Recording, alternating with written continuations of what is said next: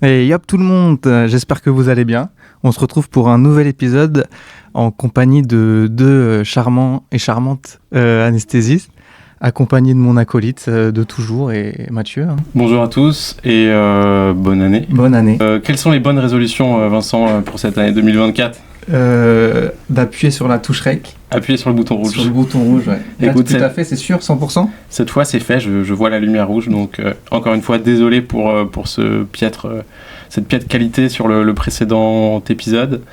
Comme Vincent l'a dit, on est aujourd'hui avec deux anesthésistes. Ces médecins qui vous envoient dans les bras de Morphée en un tour de seringue, ou qui peuvent vous faire oublier que vous avez un bras gauche. Ils sont discrets, ils sont nombreux et ils sont indispensables au bon déroulé d'une intervention de haut vol.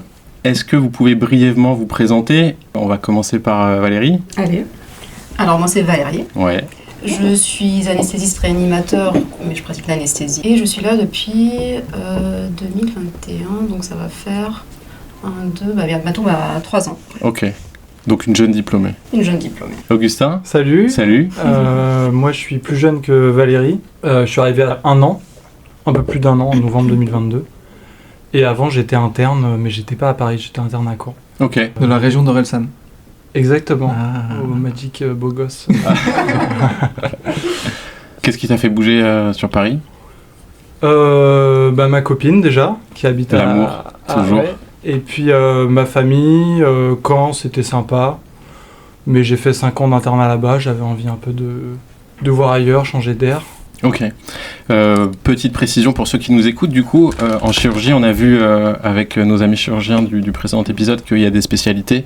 Est-ce qu'en anesthésie, on peut dire qu'il y a une spécialité où tous les anesthésistes sont anesthésistes de la même manière ? Non, il y a tout le monde est anesthésiste, tout le monde peut faire faire la base de tout. Après, il y a des sous-spécialisations, il y a des trucs avec plus de précision où chacun peut se spécialiser dans un petit truc en plus. Donc c'est un atout en plus par rapport à l'anesthésie. Ça veut pas dire que... la base est pareille, de toute façon. Mais comment on devient du coup anesthésiste au bloc opératoire ? Alors, moi j'ai un parcours un peu différent, mais vas-y. Comment on devient ? Le tronc commun, c'est le même que tous les médecins, donc il y a les 6 ans de fac au début. Et ensuite, après le concours d'internat, des ECN maintenant ça s'appelle, on choisit sa spécialité, et c'est une spécialité comme une autre, anesthésie-réanimation. Donc la particularité, c'est qu'il y a un peu 2 branches, l'anesthésie et l'AREA. Et au bout des 5 ans d'internat, on choisit... on peut être un peu polyvalent et faire un peu des deux, mais souvent on a une petite préférence, donc... on a plus une vocation à faire soit de l'anesthésie, soit de l'AREA. Puis ensuite, on est lancé dans le grand bain, on devient Donc au bout de 11 ans d'études. Ouais. 6 ans de fac et 5 ans d'internat. Donc c'est 11 ans. Est-ce que ça se voit sur un parcours d'anesthésiste, un anesthésiste qui a fait du bloc pendant plusieurs années, qui se dit maintenant je vais arrêter le bloc et je vais faire de l'AREA ? C'est rare. Ou l'inverse. C'est souvent l'inverse. C'est l'inverse. Tu commences par faire un peu de réa et après tu te dis... Ça fatigue un peu, t'en as un peu marre. Ouais, c'est épuisant la réa. L'AREA, c'est plus lourd. C'est plus lourd. Ouais. Je pense que l'anesthésie c'est fatigant en aigu, sur le coup. Ouais, il y a plus, le rythme est plus soutenu, c'est des patients plus... il y a plus de en réa, je dirais que il y a plus de patients lourds, avec plus de... plus de complications, c'est plus difficile, je pense, un peu plus exigeant aussi. Le bloc... Et on a des horaires un peu plus fixes, ouais, c'est ça. Il y a moins de garde.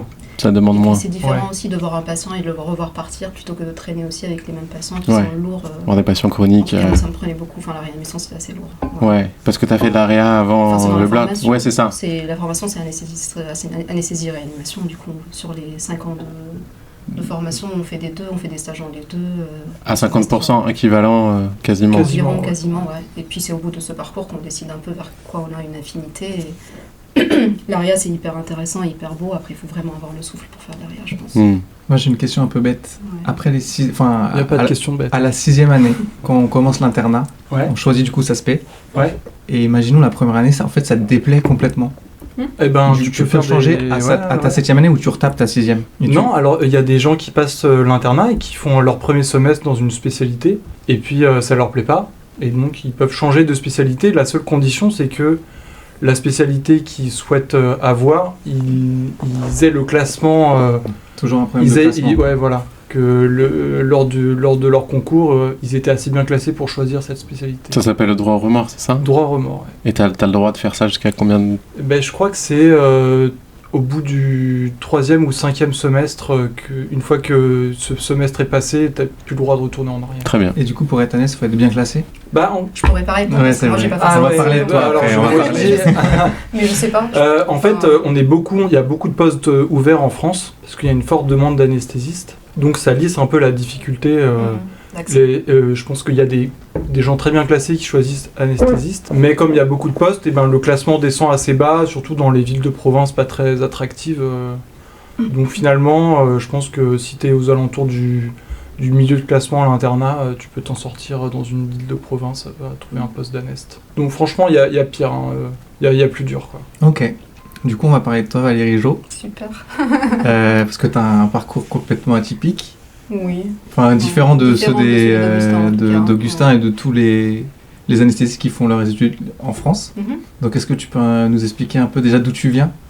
Oui. Et quel est ton parcours, en fait ? Alors, moi, je suis libano-canadienne, pour faire plus... En gros, mes parents sont d'origine libanaise. Ils ont immigré dans les années 80 au Canada. Et ils se sont mariés là-bas. Ils ont fait leur famille là-bas. Du coup, moi et mon frère, on est nés à Montréal. On y a vécu moi, j'y ai vécu jusqu'à l'adolescence environ. Le jour où mes parents ont décidé de revenir au Liban parce que la situation s'était soi-disant améliorée. Grosse surprise. Et du coup, j'ai fait ma fac de médecine, j'ai fait mes études en médecine au Liban. J'ai commencé mon internat au Liban, donc j'ai choisi ma spécialité au Liban. Pareil, c'est aussi un concours et tout, sauf que c'est plus local, c'est par faculté. Du coup, c'est par promotion qu'on choisit nos spécialités, et c'est pas un concours national, c'est un concours local par faculté. D'accord. Et du coup, j'ai choisi ma spécialité. Alors nous, c'est 7 ans la médecine au Liban. Je pensais que c'était le cas aussi en France, mais peut-être pas. Et puis pour la spécialisation, c'est 5 ans au total. J'ai fait 4 ans, donc j'ai fait 8 semestres au Liban. Et il y a ce qu'on appelle le parcours DFMS, donc c'est un diplôme de formation médicale spécialisée, qui nous permet de venir faire le reste de notre formation en France. Et du coup, je suis venue au 9e semestre à Paris. Donc je suis là depuis 2018. J'ai fait mes 2 derniers semestres. J'ai passé mon équivalence, donc pareil pour les médecins qui sont étrangers, qui n'ont pas de diplôme européen, il faut passer un concours d'équivalence. On présente un concours et en fonction de... faut être les mieux classés en fait. Faut pas juste passer, il faut être les mieux classés. Ils prennent un certain nombre de personnes par spécialité. Et du coup, en anesthésie, j'ai été prise, je l'ai présentée en 2019 et j'ai continué mon parcours ici. Donc j'ai fait 1 an d'assistanat dans un autre hôpital. Ok, voilà. Cool. Ouais. Donc si je comprends bien, en gros, tu commences tes études au Liban. Ouais. Et ensuite, tu finis tes études en faisant tes 2 derniers semestres ici. Ouais, après j'ai été thésée au Liban, mais effectivement... Ah, t'étais d'abord thésée ? J'ai fini ma thèse pendant que j'étais là, en fait. D'accord, ok. Donc j'ai eu mon diplôme du Liban, et puis j'ai eu mon diplôme aussi d'anesthésie ici, puis l'équivalence. Et depuis l'équivalence, je pratique comme c'est quasiment le même parcours après que les autres. Est-ce qu'il y a des facilités pour les Libanais à venir bosser en France plus il y a des conventions. C'est ça, il y a des accords. Il y a des accords. Les différentes facs, il y a des accords, il y a des conventions avec la France entre certaines facultés, surtout les francophones, mais pas que. Il y a des facultés qui sont anglophones qui ont aussi des conventions avec la France. Et oui, il y a certaines facilités parce qu'il y a déjà des échanges qui ont été faits dans les années précédentes avec les promotions antérieures et du coup nos chefs de service ont beaucoup de contacts à Paris et c'est ce qui nous permet de venir à Paris. Il y a souvent des postes qui sont mis de côté pour des... Parce qu'on peut dire que dans notre service, il y a une belle alors là, ça, c'est une belle fournée de Libanais. C'est pas hôpitaux parisiens, mais effectivement, il y a une petite mafia libanaise. Après, je bossais en réa avant et j'ai vu pas mal, j'ai croisé pas mal d'internes libanais Après, souvent, aussi. c'est le cas et puis depuis tout ce qui se passe depuis 2019. Pourquoi tu as eu envie de venir en France ? Déjà parce que c'était un peu dans la convention, j'avais hésité entre Montréal et Paris. T'aurais pu retourner au Canada ? Ouais, j'avais présenté les examens qui me permettaient de repartir. Je me suis dit, j'ai envie de faire Paris. Tous mes potes aussi en médecine venaient à Paris aussi, donc c'était chouette de faire l'expérience. Et pour différentes raisons. Il fait trop froid. À Montréal. Ouais, il fait trop froid. Oui, mais en même temps, c'est peut-être le seul truc négatif, je veux dire. Ouais. Parce que pour le coup, il y a beaucoup de points, il y a beaucoup de qualité, beaucoup de points positifs. Donc, c'est encore dans mes projets d'ailleurs de peut-être repartir un jour dans le futur proche, on verra bien. Ok, top. Écoute, merci. On va passer un peu dans le vif du sujet. on vous appelle ou on vous appelait les gaziers. Je sais pas si ça vous, Mais si vous êtes les familier Allemands. avec ce Moi, terme. j'ai entendu ça la première fois parce que j'ai fait mon internat à Caen, mais j'ai fait un interchu à Trousseau. Et c'est la première fois que j'ai entendu qu'on appelait les quand je suis arrivé à Trousseau, c'était les chirurgiens, ils nous appelaient les gaziers en salle de garde. Et c'est la première fois que j'ai entendu ça. Attends, Et je suis un peu un inculte, mais je sais pas trop pourquoi ou d'où ça On sort. va vous dire, Mathieu. Bah, Vas-y, alors je explique-moi, parce que- pense. Donc historiquement déjà, si on peut retracer un peu l'histoire de l'anesthésie, c'est une spécialité qui est assez récente dans l'histoire en fait. Les premières anesthésies générales, ça remonte à 1846. Ah ouais, Il a bien oui. fait ses recherches. 1846, donc c'était il y a quoi? Il y a 150 ans, un peu plus de 150 ans. C'est des anesthésies générales à l'éther. Donc on parle pas d'IV du tout encore. L'IV, ça arrive un peu plus tard avec le pentobarbital, qui aujourd'hui est utilisé pour euthanasier Wow. les animaux. J'adore. Magnifique. Révisé. Et on retrouve que plus tard, genre après-guerre, les dérivés morphiniques et opioïdes. Et enfin, en 1950, l'arrivée des gaz halogénés. Donc je pense que gazier, ça vient de Ça gaz vient en de fait. gaz. T'as raison. Et ouais, Je sais pas vous, pourquoi j'avais pas pensé à vous gazez les gens, quoi, Ouais, quelque part. Probablement. Un peu comme les CRS. En tout cas, c'est grâce à vous, grâce à votre spécialité, que la chirurgie est devenue ce qu'elle est aujourd'hui. En tout cas, on peut pas parler de chirurgie sans parler d'anesthésie aujourd'hui, et même un peu par le passé, c'était compliqué. Donc il y a pas mal de techniques qui se sont développées en anesthésie et du coup ça a pu grandement développer la chirurgie. Petite question rigolote, est-ce que vous savez comment on pratiquait l'anesthésie au Moyen-Âge? Un morceau Pour les de bois assommer Ouais. serré et puis un grand shot de rhum ou de... Ouais, de l'alcool. Ouais.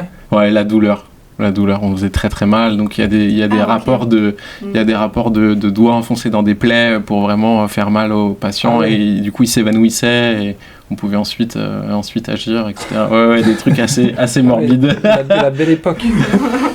Et enfin, dernière petite question, et ça c'est pour rigoler, est-ce que vous savez d'où vient l'expression, parce que je suis tombé dessus en faisant des petites recherches, d'où vient l'expression tu mens comme un arracheur de dents? Parce qu'ils te disent que ça va jamais faire très mal et qu'en fait...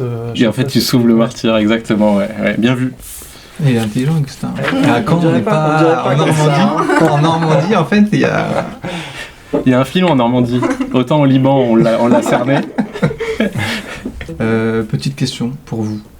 Est-ce que c'est possible de résister à une induction? Question qui nous vient d'un auditeur, soit ouais. dit en passant. Intéressant. Ouais. C'est une question qu'un patient se posait notamment. Je pense que dans sa tête, il s'est dit je vais essayer de résister pour voir si c'est possible. Et du Il a coup, réussi. Je crois pas. Non, je crois que vraiment, il s'est dit qu'au bout d'un moment, il s'est juste réveillé en salle de réveil, tu vois.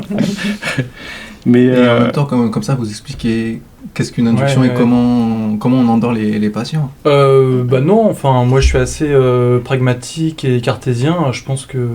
Enfin, c'est que non, on injecte des médicaments qui agissent sur le système nerveux et donc tu peux pas résister. Le médicament est plus fort que toi, donc c'est pas parce que tu veux résister ou que tu crois que tu peux résister que tu vas résister. Enfin, il y a aucune. Tu peux être moins sensible pour différentes raisons. Ouais. Si tu consommes par exemple Lesquelles toxicomanie, etc. Ouais, t'es d'accord avec moi. Je suis heureusement. d'accord Ouf. avec toi. Super. La seigneur est d'accord. Interruption. La seigneur. ouais, donc par contre, on peut dire qu'il y en a qui sont plus résistants que d'autres. Ouais. Mais Ouais. dans tous les cas, si on veut Mais, faire tomber, tu tomberas. Tu tomberas avec voilà. de plus grandes doses. Et puis on adapte nos posologies en fonction du terrain des patients, etc. Donc finalement on gagne toujours. Enfin, ouais, t'es d'accord? Je suis d'accord. Bon, ouf. Est-ce que c'est vrai que le phénotype asiatique est le phénotype le plus sensible à l'anesthésie, à la chimie des médicaments ou pas? Non, j'aurais dit. En tout cas, pour la douleur, ils sont très résistants. Ah oui? Ouais, c'est un Moi peu... j'en ai aucune idée. Mais pour la sensibilité, t'as trouvé ça aussi Sur dans les ton recherche Asiatiques, Non, j'ai c'est juste, quelque chose une que anecdote, j'ai...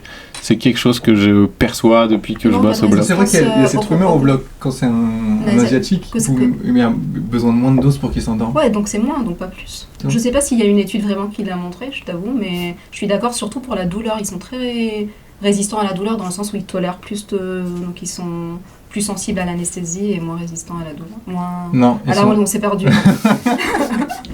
ils sont moins sensibles à la douleur mais plus sensibles à l'anesthésie. Voilà, exactement. Exactement. Ouais, mais on le voit. Moi, je le vois. Après, maintenant que tu me le dis, je vais regarder ça ce soir. Parce qu'ils sont Mais peut-être je plus suis- détendus. Après, c'est juste quelque chose que j'ai. Je sais pas si c'est un truc culturel, déjà pour la douleur en tout cas, mais s'il y a un truc vraiment qui pourrait, enfin un scientifique qui pourrait vraiment Appuyer, c'est expliquer dire. ça, Ouais, bien je suis pas sûr. sûre, mais je vais regarder dans les études. T'avais une anecdote. Démographique. Non, à Auguste. la maternité, je crois que les femmes asiatiques font plus d'hémorragie du postpartum, non? J'avais entendu ça. Ok. Oui, je crois que c'est vrai. Enfin, en tout cas, de ma petite expérience, J'espère que c'est vrai. et qu'on lance pas des informations. pour en avoir parlé avec quelques anesthésistes de la maternité. Ouais. Ouais, non, Voilà, c'est pas ça n'a d'informations aucun- fausses parce aucun- que sinon, non, sur les réseaux, on va se prendre des taquets. Ah non. merde. J'avoue. Je rigole, c'est pas vrai. On s'en fiche. Coupez tout. En tout cas, j'ai fait le début d'anesthésie obstétricale, on n'a pas parlé des Ah ouais. des Bon Asiatiques. bah alors vous couperez ça, d'accord. Et du coup, vous pouvez expliquer ce qu'est pour les auditeurs et Pour les auditrices, néophytes. les noobs Mhm. du bloc opératoire. Qu'est-ce qu'une induction? Comment vous faites? Qu'est-ce qui Ouais, se bien passe sûr. en fait? Pour ceux qui n'ont jamais été au blog, Ouais, d'ailleurs. pour ceux qui ne connaissent Ouais. Bah vas-y. Ok. Valérie. Bon bah déjà tout d'abord avant de faire une induction anesthésique, donc on apprenne à connaître le patient, donc il y a une consultation d'anesthésie au préalable qui est faite idéalement vraiment en avance par rapport à l'intervention, mais on essaie de les voir de toute façon plus de 48 heures avant toute chirurgie programmée, et en fonction des interventions, soit il faut les voir dans des délais qui soient plus longs parce qu'il y a une préparation à faire, parce que c'est des grosses interventions, qu'il faut optimiser l'état du patient, ou bien pour des interventions qui sont plus simples, pour se permettre de les voir plus près de la date de l'intervention. les voir en physique ou en visio, ça Alors, existe? Il y a la téléconsultation qui existe également, mais qui doit répondre à certains critères. Donc pas tous les patients, toutes les personnes sont éligibles à la téléconsultation. Cela des patients qui n'ont pas beaucoup de comorbidités, qui ne prennent pas beaucoup de traitements. On parle dans des scores ASA, c'est ASA 1, ASA 2, c'est-à-dire c'est des patients qui n'ont pas beaucoup d'antécédents médicaux ou qui n'en ont pas. Et ça dépend des chirurgies également. Mais effectivement, la téléconsultation existe aussi. Du coup, on a un dossier d'anesthésie, on voit le patient, on prend tous ses antécédents et on va lui expliquer ou lui présenter les différentes techniques d'anesthésie qu'on peut envisager pour l'intervention et pour lui, en fonction et de la chirurgie et de son terrain et de ses antécédents.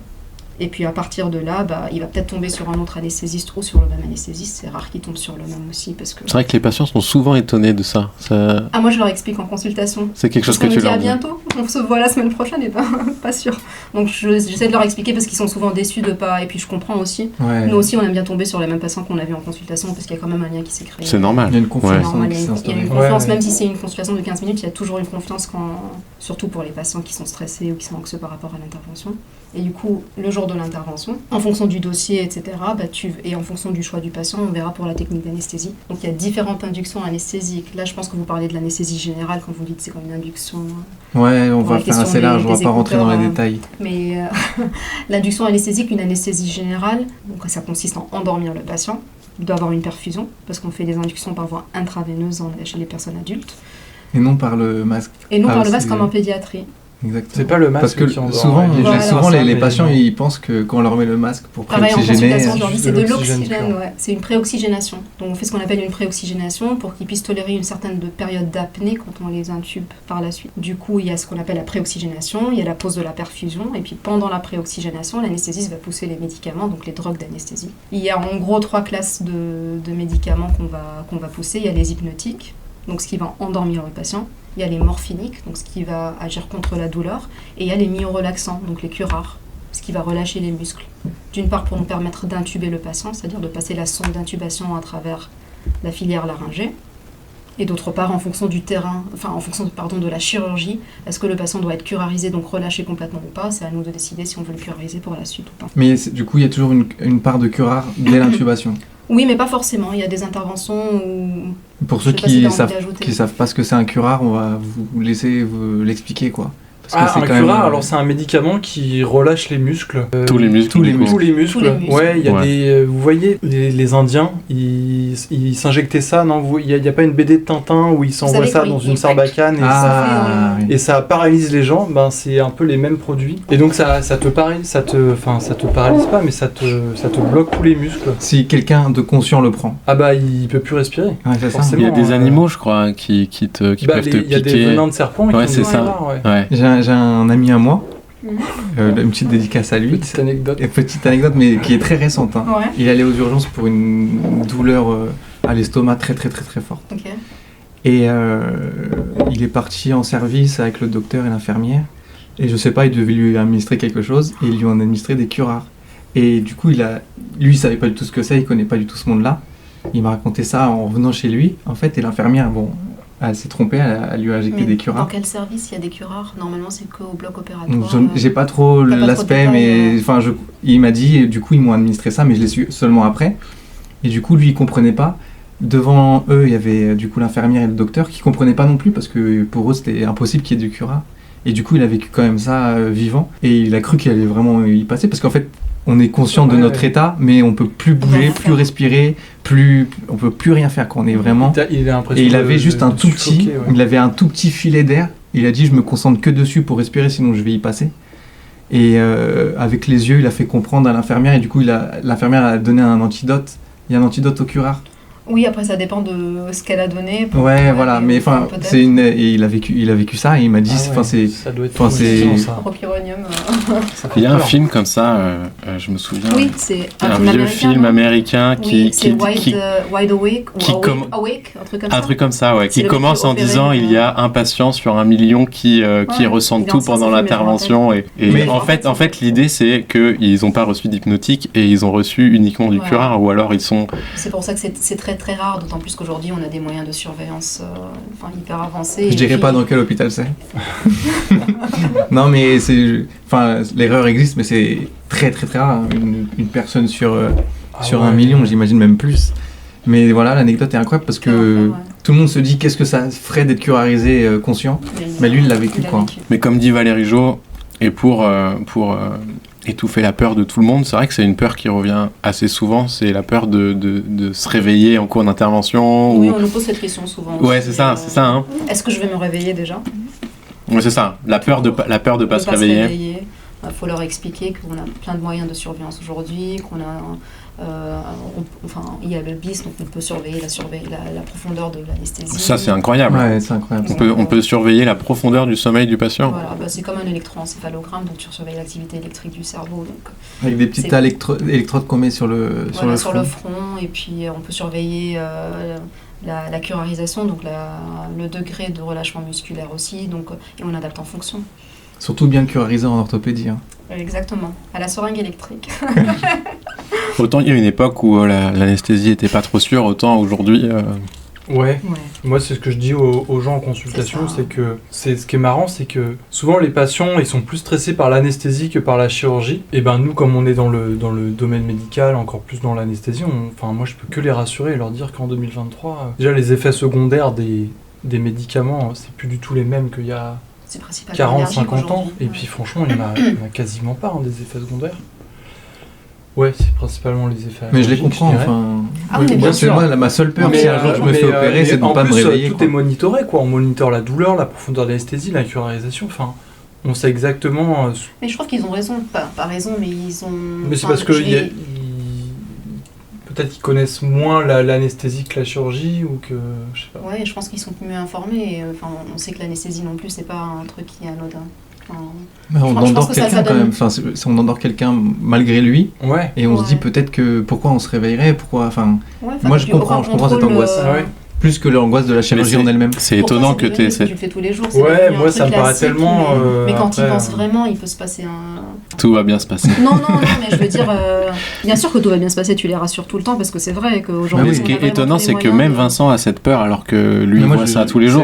C'est ça qui est étonnant. Mais justement, moi j'ai encore plus de peur que je pense que les gens qui ne connaissent pas. Parce que je vois tout ce qui se passe en fait. T'as déjà été. Et du coup, il m'a rassuré. T'as déjà subi une anesthésie? Ouais, quand j'étais petit, mais je me rappelle plus. Pour moi, avant que je vienne au bloc, je pensais du coup je m'endormais avec un masque, parce que c'est le seul souvenir que j'ai, c'est quand on me faisait respirer. Donc c'est pour ça que... Non mais l'information elle est hyper importante, surtout en consultation. Mais du coup moi j'ai cette phobie d'un jour d'être opéré, parce que je connais déjà tout le derrière, tout ce qui va se passer pendant. Qu'est-ce qui te fait peur? Je sais pas, déjà, qu'on me voit nu. Non mais tu sais, moi...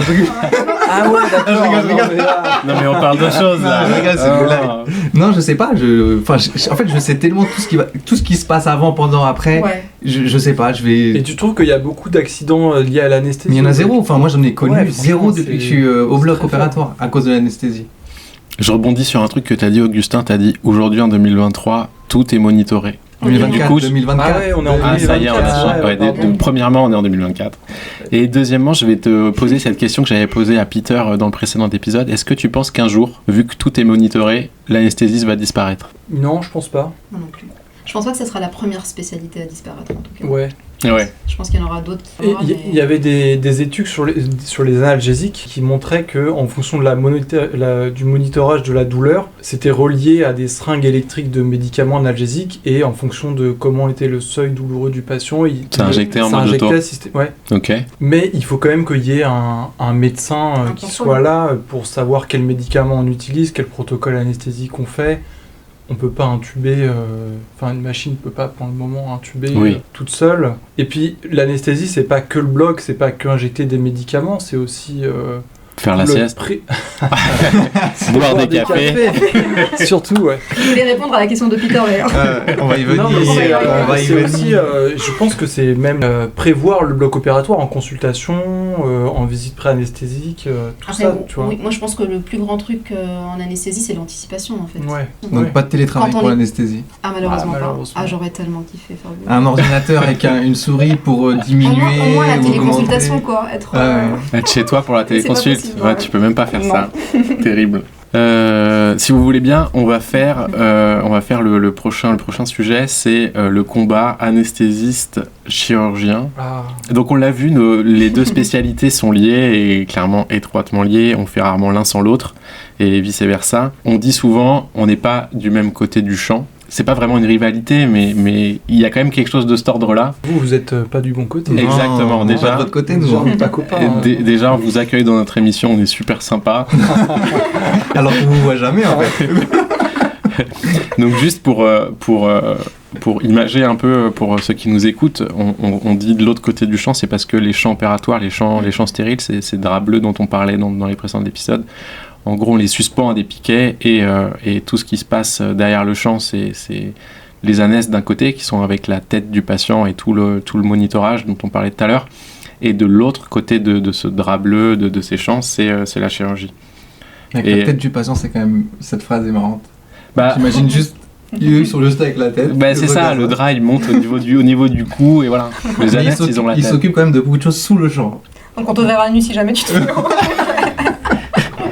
Alors j'ai pas envie d'animer les foules, hein, mais est-ce que vous pouvez nous parler un tout petit peu de cette rivalité ou de cette étroite collaboration? Comment vous la vivez? Est-ce que c'est vraiment quelque chose qui est perceptible au bloc ou comment vous la voyez vous? Ça dépend des chirurgiens, des spécialités. Oui, c'est historique et je pense qu'il y a toujours une rivalité entre les anesthésistes et les chirurgiens. Je pense que c'était pire avant et que maintenant c'est plutôt ça s'améliore et le dialogue se passe mieux qu'avant. Après, pourquoi c'est comme ça moi je pense que c'est parce que déjà on en parlait tout à l'heure, nous on voit pas les patients, on suit pas les patients comme les chirurgiens les suivent et donc le chirurgien il peut plus avoir l'impression de s'occuper de son patient que nous et donc j'ai l'impression que je suis en train de me mettre moi-même des bâtons dans les roues donc là je pars très mal. Mais Non mais je vois ce que tu veux dire. En gros, Ouais. tu veux dire que tu as le l'impression chirurgien, en fait, il hospitalise le patient dans son service, c'est lui qui fait ses papiers de sortie, c'est lui qui le voit, qui pose l'indication chirurgicale. Je pense que C'est plus sa responsabilité que vous. Non, on est autant responsable que lui, mais il doit se dire que c'est plus son patient que nous, c'est notre patient. Mais je pense que ça, c'est faux. On est tout autant impliqué dans la prise en charge des patients qu'eux, mais eux, ils doivent avoir un peu ce sentiment, je pense. Mais après, une fois que le patient remonte dans le service, vous vous occupez plus de lui. Non, Alors que le chirurgien s'occupe de lui. Ouais, mais... Je défends personne, moi. On est anesthésiste et médecine périopératoire. Mhm. Donc théoriquement, si on était en nombre suffisant et en effectif, si on était assez nombreux, je pense qu'on pourrait tout à fait avoir notre place dans les services de médecine et faire tout ce qui est analgésie post-op et gérer les traitements, aider les chirurgiens. Faire dans la prise en visite charge. avec lui. Ouais, ah, franchement, ok. je pense que... Pourquoi pas s'il y avait Pourquoi le pas, temps, ouais. ça serait intéressant. Mais ceci dit, je suis d'accord avec toi sur la rivalité, mais je pense aussi que ça dépend des individus aussi. Ah Il ouais, y a non, mais beaucoup, ça c'est sûr. moi, comme je suis du côté plutôt ORL et maxillofacial, pour le coup, il y a une très belle communication entre les chirurgiens et les anesthésistes. Il y a des échanges, T'es référente de... en maxillo et ORL. En vrai, quand il y a une vraie communication et qu'il y a un vrai échange, ça se passe hyper bien. On s'occupe quand même, ils prennent notre avis sur des choses en post-opératoire. Non, mais oui. Enfin, pour moi, c'est un plaisir de venir au boulot le plus souvent. Après, effectivement, avec certains individus. Mais je pense que c'est vraiment quand on se connaît pas très bien, forcément, les choses vont pas toujours bien se passer. Quand chacun veut faire comme il veut, etc., il y a une petite rivalité. Mais je pense qu'il suffit d'échanger un peu. Je pense qu'au final, tout le monde est... Il n'y a pas de hiérarchie entre vous. Tout le monde a envie que les choses se passent bien. Il n'y a aucune hiérarchie. Il n'y a pas de hiérarchie, franchement. Ok. Moi, j'aurais... moi, en théorie, non. Hein. En théorie, pas non. y en avoir. Ouais. Est-ce que vous connaissez Blanche Gardin ? Ouais, je connais Blanche Gardin, moi j'aime bien. Tu connais pas Blanche Gardin ? Blanche Non, Gardin, c'est une humoriste avec un franc-parler française qui a notamment fait un sketch sur la kétamine sur en salle de réveil. Alors, qui a fait un sketch maternité. sur l'anesthésiste, en fait. Sur l'anesthésiste. Excellent, ce sketch. En gros, Blanche Gardin, elle dit, dans son sketch, elle dit, c'est une race à part, les anesthésistes.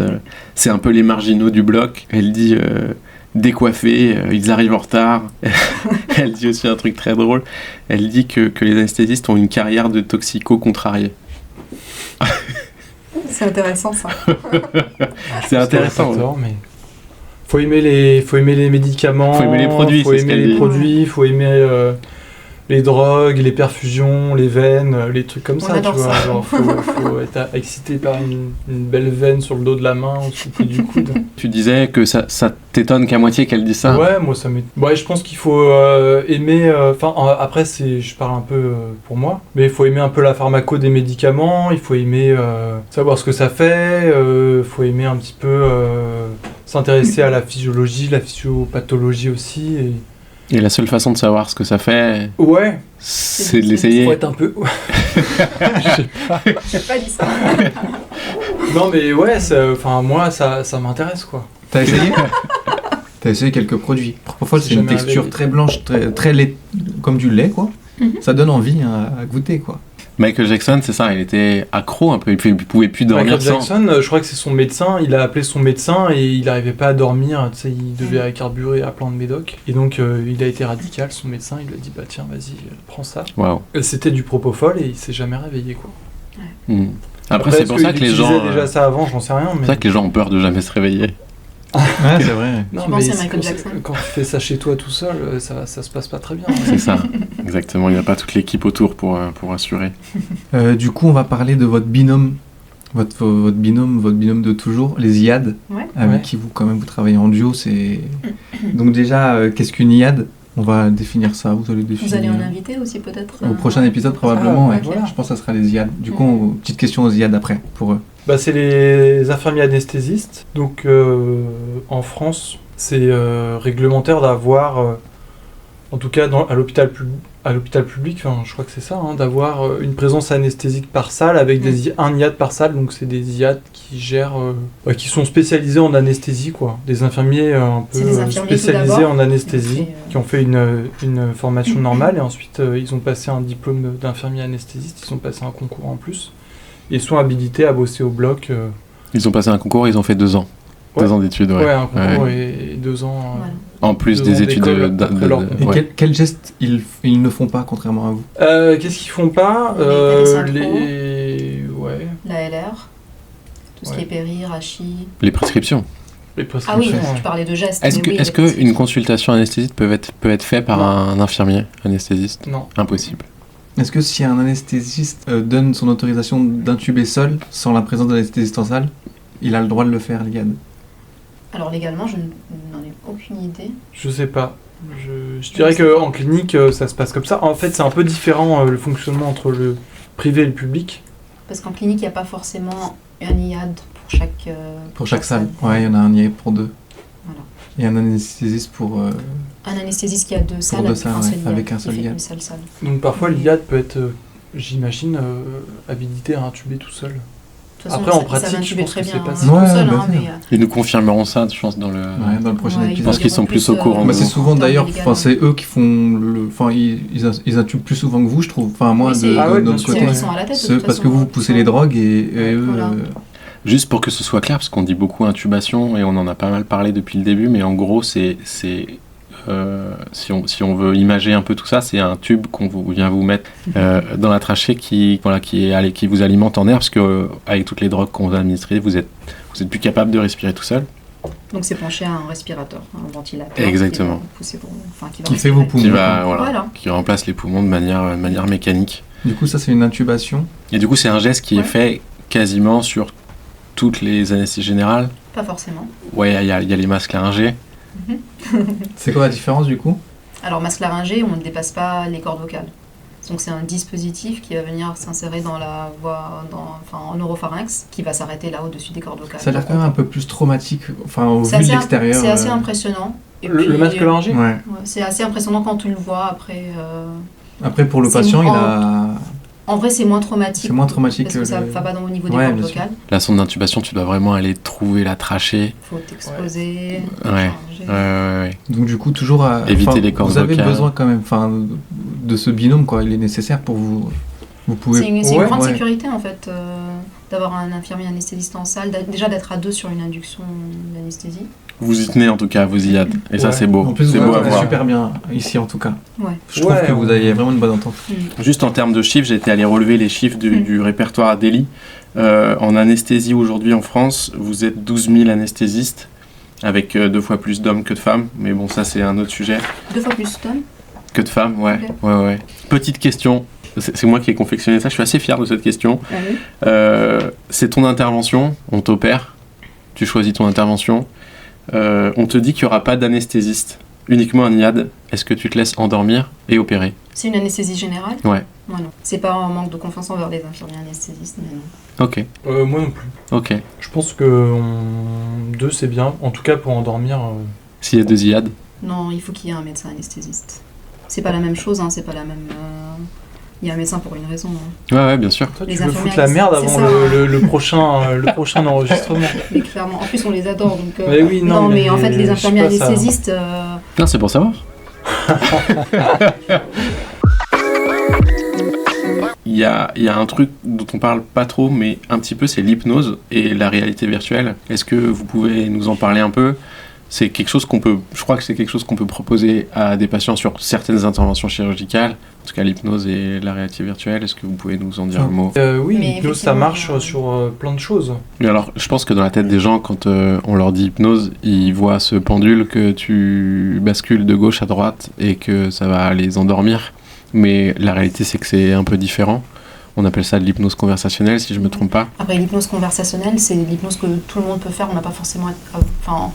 pas besoin vraiment d'être formé en hypnose pour faire de l'hypnose conversationnelle. C'est par exemple de l'hypnose conversationnelle quand on pose une perfusion pour essayer de distraire le patient, etc. Mais la véritable hypnose, pour faire des interventions, il faut être formé à l'hypnose pour le faire.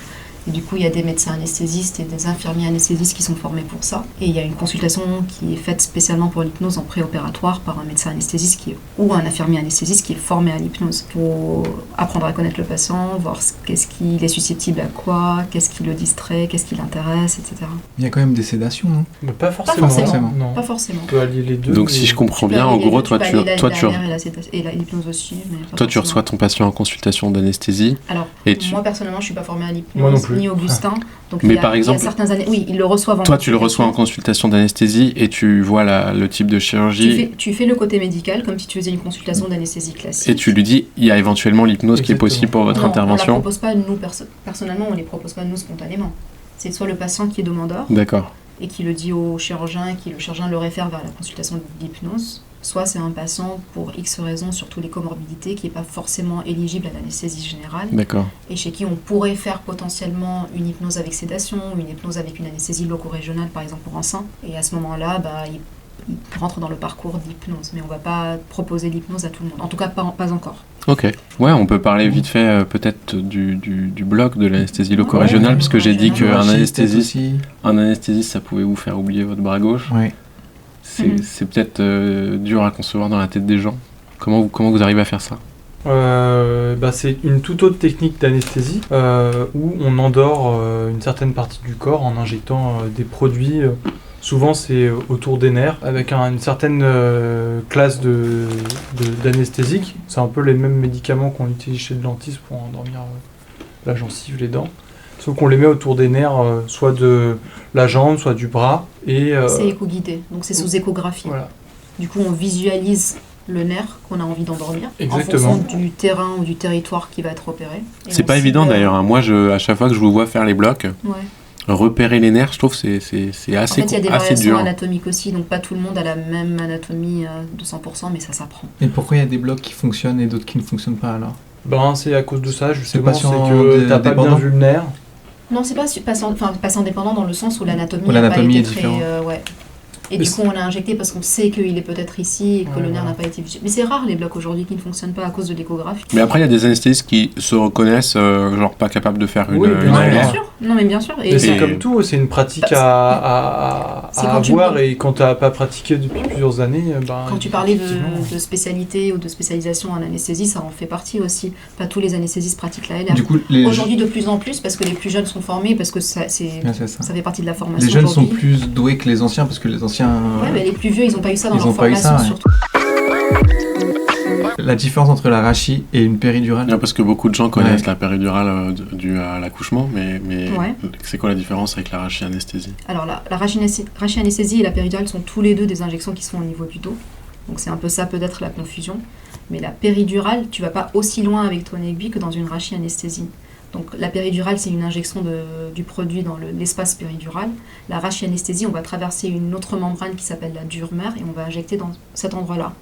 Du coup, pour faire simple, en anesthésie péridurale, il n'y a pas de bloc moteur, a priori. Donc, le patient ne bouge pas ses jambes. La rachianesthésie, c'est un bloc qui est un peu plus costaud, où il y a un bloc sensitif, donc la sensibilité de la douleur et du froid chaud disparaît, mais il y a également avec la rachianesthésie, il y a un bloc moteur, donc la motricité disparaît également. Ok. Ouais, Très bah, clair. c'est Ouais, clair, c'est très bien clair. expliqué, bravo. Ok, Ouais, merci. très clair. Très doué. Hein. Ah ben On merci. apprend bien au Liban. Merci. Faut pas dire ça à mes collègues qui m'appellent. Mais je prends. Et J'ai oublié que- de dire aussi, la péridurale, t'as un petit cathéter là, Oui. donc ce qui permet d'entretenir aussi l'anesthésie Sur la durée. sur Le la rachis, durée. c'est une dose one shot En one shot. Comme le t'endors, bloc pour le si bras. tu veux. qui voilà. t'endort totalement, alors que la péri, c'est un médicament comme une perfusion que tu as dans de l'eau et que tu peux entretenir souvent c'est pour pas avoir mal à la La rachis, on devient paraplégique pendant un court instant, quoi. Ouais. C'est très spécial, alors les patients rapportent souvent, c'est vraiment bizarre de plus sentir le bas de son corps Ça doit être- complètement. ouais, j'ai jamais ouais. eu, ça doit être Ouais. hyper bizarre. Vous préférez une rachis ou une anesthésie générale? Ça dépend pour quelle intervention. Pour une bimalléole. Pour nous ou pour le patient, Pour tu veux vous. dire? Moi, c'est toujours une rachis. Ah ouais. Je sais pas. J'ai jamais eu d'intervention chirurgicale, mais ça serait une rachis si je peux l'avoir. Bah moi j'ai eu des AG et franchement j'ai Mais bien pareil, j'ai vécu pas envie le qu'on truc. me voie, j'ai pas envie ça d'être m'a- encore. J'ai envie de savoir. Pourquoi ce pas qui une se AG? passe. Toi, t'aimes mieux les médicaments, Augustin. Non mais j'ai bien aimé. Après juste par curiosité, je tenterais bien une fois une rachis pour voir. Mais ça dépend pour quelle intervention. Bon, on te Si le c'est souhaite ju- pas en soi. Si- Ça veut dire que t'es en C'est bonne gentil. santé. Si c'est pour la chie, Après, ça on me peut te faire dérange une pas. rachis pour le délire. On le voit dans le couloir. Allez, demain, on se donne rendez-vous. Allez, salut Augustin. Allez. Bonne soirée. Pendant 2 heures, il est dans le couloir comme ça. Un fauteuil roulant. Eh, les C'est toi gars, qui l'as formé attendez-moi. en plus. Attendez-moi, les gars. Ouais, c'est cool, mais bon. J'aurais préféré là, j'ai bien qu'il t'a vu. Une fierté éventuellement dans Dans votre votre boulot, profession. quelque chose où Votre vous plus dites grande là, fierté. franchement. Oh, plus grande fierté. Ouais. Moi, c'est quand j'ai passé ma thèse. Je crois que j'étais assez content. C'est le seul moment où tu regardes un peu derrière toi. À chaque fois, en fait, en médecine, tu as toujours une échéance qui arrive. La première année, puis après la première année, on te parle des ECN, puis après les ECN, on te parle de l'internat. Et puis quand tu passes ta thèse, je sais pas, moi, ça a été un peu le seul moment où je me suis dit, waouh, putain. Je l'ai fait. C'est terminé. Bon, quoi. c'était sympa quoi, t'as ta Ouais. famille, t'as d'autres médecins. Je pensais pas que ça allait me faire ça, c'est marrant, je pensais pas. La petite larme. Non, quand même pas. Mais j'étais content. Et toi, Valérie? Moi, enfin, il y a plusieurs trucs, mais c'est essentiellement aussi, c'est l'équivalence. C'est le fait de pas savoir, après avoir fini ton internat, si tu... Enfin, en vrai, je savais même pas ce que j'allais faire. Est-ce que j'allais rester à Paris? Est-ce que je devais envisager de partir au Canada? Est-ce que je devais rentrer au Liban? J'avais aucune idée. Et tu présentes un examen et t'as le résultat, un concours, et t'as le résultat 2 mois plus tard. Et t'as un poste qui t'attend, mais tu sais pas si tu vas pouvoir le prendre. Et je me rappelle le jour où j'ai lu mon nom sur la liste des gens qui avaient réussi, j'avais la petite larme aux yeux. Trop bien. Voilà. On va passer à une petite série de questions-réponses oui-non. On va Ok. essayer d'aller assez vite sur ce truc. J'adore cette partie. On va faire une question chacun, petit Vincent. Ah oui, allons-y. Tu commences? Ok. Tu articules. Hein. Est-ce que chaque anesthésiste a son cocktail signature pour endormir les patients? Je pense. Oui, moi je dis oui aussi. Est-ce qu'un anesthésiste prend le temps pour manger le midi? Le plus souvent, oui, pour être tout à fait honnête. Attends, prendre le temps, c'est quoi? C'est se poser, manger entrée plat dessert, petit café et tout? Ah non, mais on s'arrange pour manger en tout cas. En tout cas, tu manges le midi. Ouais. Le plus souvent. C'est vrai. Et c'est notamment grâce à votre binôme, Exactement. les IAD. Est-ce que vous êtes stressé avant une opération? Ça dépend des interventions, mais le plus souvent non, quand c'est bien préparé, il n'y a pas de raison. Ouais, non plus. Est-ce que tu endormirais ta famille ou un pote à toi? Alors moi, je sais que la réponse est non, mais j'y serais.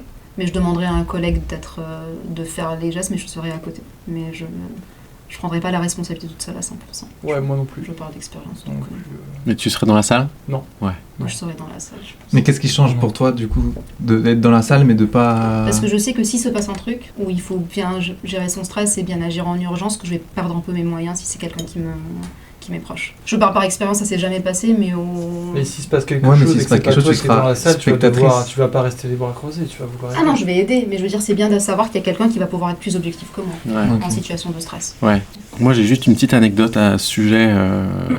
Au tout début, où j'ai fait du bloc, il y avait une anesthésiste qui était une chanteuse lyrique et c'était une collègue du bloc qui passait au bloc. Et elle a fait une induction, mais honnêtement, le temps s'est arrêté parce qu'elle s'est mise à chanter, mais de manière lyrique et tout, et c'était juste fabuleux. Et je me suis dit, voilà, la collègue, elle est en train de passer d'un état conscient à un état inconscient dans les meilleures conditions, tu vois. C'est hyper important. Hein. Ouais. Enfin voilà, fin de la Excellent. petite anecdote. Non, mais c'est hyper important aussi de... Enfin, moi, je leur dis souvent de penser à des choses agréables avant de dormir et tout, parce que ça, vraiment, ça... Mais je pense que Ça dicte c'est aussi aussi comment- notre rôle Ah, mais c'est sûr. de mettre les gens dans des bonnes conditions. Les blocs, tu sais, c'est un peu l'usine, quoi. Enfin, les gens, en plus, les gens bossent là-dedans, ils font plus forcément gaffe aux petits détails. Ouais. Donc je pense que c'est important qu'il y ait quand même une pense que spécialité c'est- ou des gens qui soient là aussi pour faire attention, Pour pour que rassurer. les gens soient bien réchauffés, qu'ils aient la couverture bien remontée. C'est un peu d'humain, quoi. Ah, mais Ouais, c'est que sûr. tu sois là pour leur dire que ça va bien se passer, pour les rassurer et tout ça. Je pense que pour les gens qui Enfin, moi, connaissent j'aime pas bien le faire bloc ça. opératoire, c'est un milieu qui est un peu hostile quand même. T'as plein de choses que tu comprends Ouais. pas, c'est un peu froid. Il y a plein, Il y a les plein de gens cinétiques, les partout. instruments, les gens partout qui se connaissent et qui se Il y a du tapent des- bruit enfin, partout. tout Il y a le du temps. bruit partout, il faut souvent demander aux gens de faire attention à ce qu'ils disent devant les patients, etc. Donc il faut vraiment être là pour essayer d'optimiser un peu la situation pour les patients. Et les patients sont... Il y en a qui sont stressés, il y en a qui cachent très bien leur stress et ça se voit. Quoi. Est-ce qu'un anesthésiste, ça dort bien? Je dors très mal, donc Ah, mais moi je dors bien. Ok. j'ai le sommeil léger, c'est pour ça. Mais... Bah, en garde ou chez soi? Non, en général. Ouais, c'est En ça. général, ah ouais, non, L'anesthésiste moi, qui fait je- dormir les gens, est-ce que Parce que lui-même... Moi, je dors bien, ouais. C'est pas une règle. Ouais. On va finir au propofol comme Mike. Est-ce est-ce que tu t'es déjà dit, je vais l'endormir, mais clairement ça va mal finir? Ah ouais. Ok. Ah bah les patients, les urgences. Les urgences Oui, pardon, d'ortho, j'ai répondu trop. ouais. Attends, les urgences. Bah ouais, enfin je sais pas si ça sera coupé ou pas, mais oui, quand t'as plus de 95 ans et que tu fais 35 kilos et que t'as ton fémur qui est cassé, t'as une liste d'antécédents longue comme le bras. Ouais. Mais après c'est compliqué, soit tu le laisses mourir, soit tu... Bah ouais. donc, Moi, donc j'aurais dit- ça c'est un J'aurais sujet dit compliqué. Oui, mais Mais plus pour ouais, les patients compliqués de réanimation. Ouais, ou les patients de réa, ou enfin, mais qui ouais, à la c'est base déjà arrivent dans un arrivé. tableau qui est un C'est peu déjà Ouais. arrivé. grave. Mais en tout cas c'est vraiment vous qui mettez le haut là sur une intervention. Mais c'est Il y a des fois le chirurgien qui Bah là, il faut qui discuter veut un peu des opérer bénéfices. qui veut opérer la patiente ou le patient pour le réparer, et vous êtes là en disant bah c'est pas possible en fait. Là il l'important est... c'est la consultation. Est-ce que tu pourrais faire un autre métier au bloc qu'anesthésiste? Au bloc opératoire Ouais. Enfin, je me vois pas dans une autre. Moi j'aime bien, franchement c'est ce que je préfère. Après, T'aurais pu être chirurgien, ouais, Augustin? ouais, je pense. Ouais. C'est vrai. Quelle T'aurais été spécialité chirurgien quoi? Non, moi l'ortho, c'est un côté un peu manuel qui me plaît, mais je préfère quand même enfin évidemment, à refaire, je refais 100 fois mon taf, mais s'il y a un autre truc à faire au bloc, je pense que chiro-ortho, pourquoi pas. Ouais. Est-ce que c'est ok si les chiro-ortho entendent ça? Bon, s'ils veulent, hein, Ils vont te ils sont plus changer. sympas avec moi, j'en sais rien. Est-ce que tu peux encore exercer ton droit au remords? Non, là, c'est terminé, mais C'est même trop j'ai tard. pas envie. Je suis très bien à prendre mes cafés pendant qu'ils charbonnent. Il l'a dit. Il a dit. Pendant qu'il charbonne. Du coup, on en a déjà parlé aussi, mais pensez-vous qu'il y a parfois une compétition silencieuse entre anesthésistes et chirurgiens pour savoir qui détient réellement les rênes du bloc? Oui ou non? Personnellement, non, mais je pense que ça pourrait exister. Ouais, Je je sais dis pas, pareil. Moi, je me sens pas du tout. Ouais. Je vois pas la rivalité entre un chirurgien et... Enfin, en vrai, c'est... J'ai pas du tout envie de jouer à ce jeu-là, en fait. Enfin, franchement. Est-ce que vous avez déjà ressenti une pointe de satisfaction intérieure lorsque le chirurgien doit attendre que vous ayez terminé votre travail avant de commencer le sien ? Ah ouais. Mais c'est surtout apprécié quand ils comprennent l'importance et qu'ils nous donnent le temps. Donc oui. Ouais. Et là, on voit aussi la différence quand t'as le chirurgien qui t'attend comme ça pendant que tu poses tes cathéters et tout, et celui qui te donne le temps et qui va prendre son café pendant que toi qui en profite pour prendre son café pendant que tu... Dernière question. C'est très apprécié. Quel est votre rapport à la douleur ? Pour votre soin dentaire, vous êtes plutôt à redemander de l'anesthésie ou plutôt supporter le mal ? Oh, Des non. soins dentaires ou des extractions dentaires ? Bah pour l'anesthésie. arracher, Non, mais en gros, schématiquement, est-ce que vous êtes plutôt... parce que votre boulot, c'est quand même... La douleur, c'est quand même le gros de votre boulot. Est-ce que vous, par rapport à la douleur, vous êtes plutôt à supporter la douleur ? Ou à redemander. Ou alors plutôt à envoyer de la drogue pour passer toute douleur, quoi. Moi, je suis formée en douleur et je suis aujourd'hui présidente du CLUD, donc je suis Oh. pour soulager la douleur. Donc, Ok. Voilà. Moi, je suis plutôt maximaliste. Enfin, franchement, j'ai plutôt confiance en l'anesthésie et les Voilà. médicaments Il veut des drogues. Non, mais franchement, entre On a choisir les moyens d'avoir mal aujourd'hui de et soulager, accepter quoi. une anesthésie, moi, je préfère 100 fois. Soulager. Je préfère l'anesthésie, quoi. Ok. Droit dans vos bottes.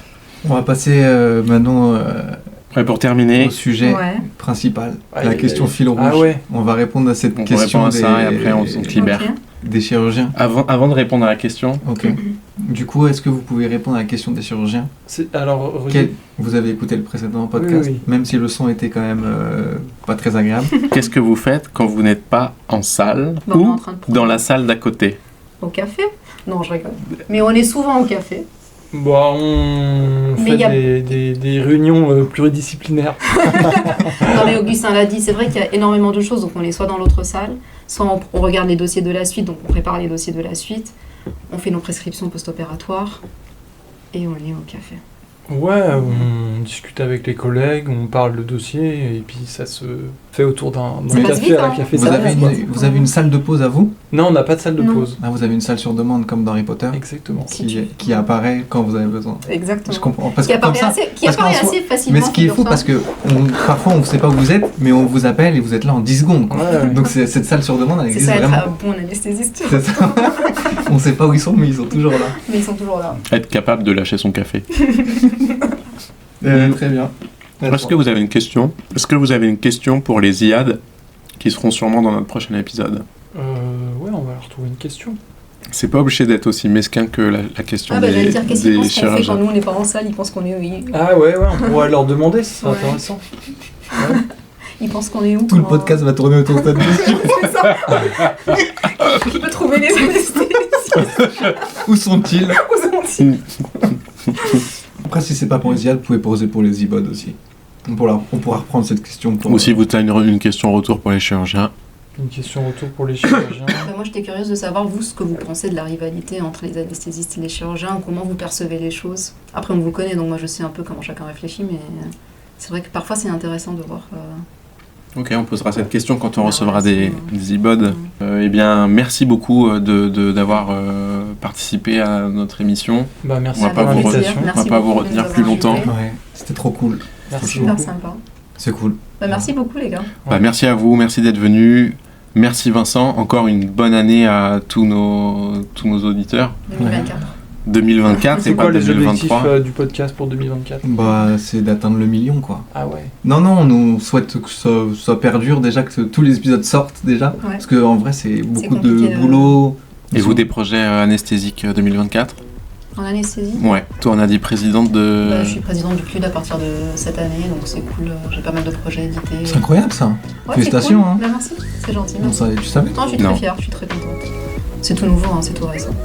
Du coup, je suis contente. Et toi, Augustin? Des projets anesthésiques ? Petite Rachis.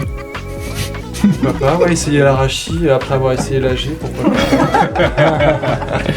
Ok, en tout cas merci beaucoup et puis on vous dit à très vite. Bah, demain, pour une rachis anesthésie. Voilà, Ouais, c'est c'est ça. ça, ouais. Tout le monde travaille J'ai demain. hâte. En tout cas, merci. Merci à vous. Salut les gars. Ciao.